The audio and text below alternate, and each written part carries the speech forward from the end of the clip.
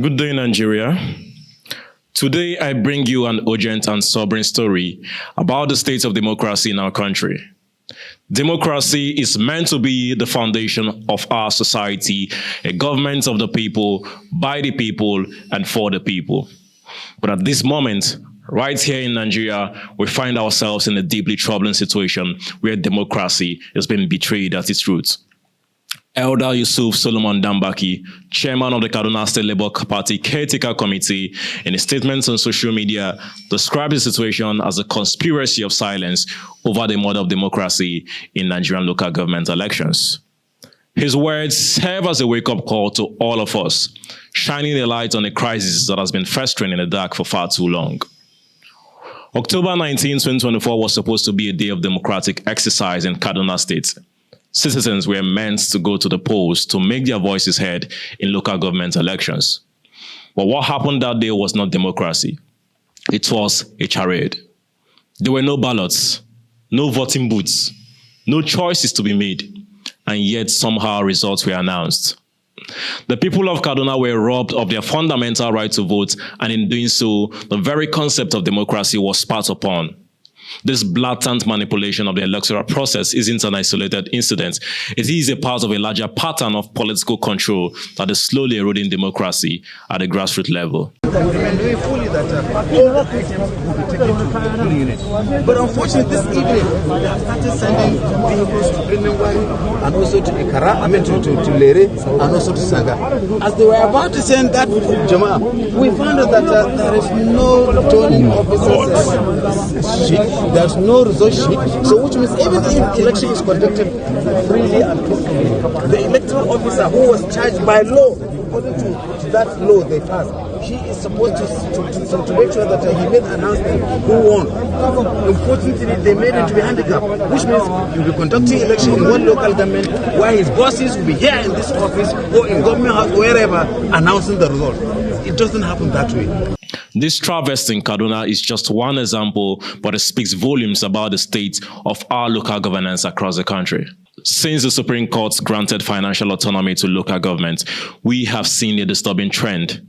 State governors and political elites are exerting an iron grip over local elections to ensure outcomes that suit their agendas. This control goes against every principle of democracy and fair governance. The people's will is being suffocated, yet there's an overwhelming silence from those who should be speaking up. Let's face the truth. This silence is dangerous. This is what Elder Danbaki rightly calls a conspiracy of silence, and it goes beyond Kaduna.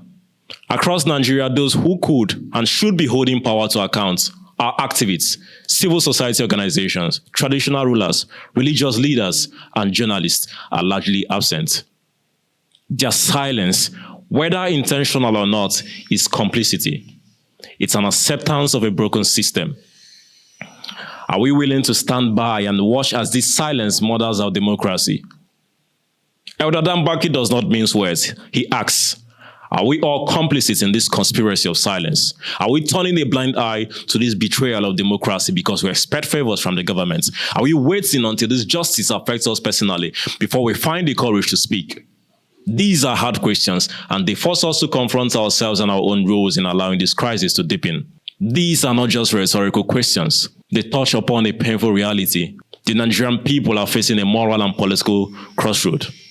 Do we value democracy enough to protect it at all levels, or will we allow local governance, the closest form of governance to the people, to be taken over by those in power? This is a wake-up call, and not just for politicians, but for every citizen, every organization, every institution that has a responsibility to protect our democratic values. Where are our traditional institutions? Our activists who once marched for justice, our religious leaders who preach moral responsibility? Where are the civil society organizations that once promised to hold our government accountable? Where is the fourth estate of the realm? Our journalists, whose duty it is to uncover the truth regardless of who it may expose. Have we, as Elder Danbaki puts it, chosen comfort over courage? Are we so invested in the short-term favors from the powerful that we are willing to sacrifice the long-term health of our nation?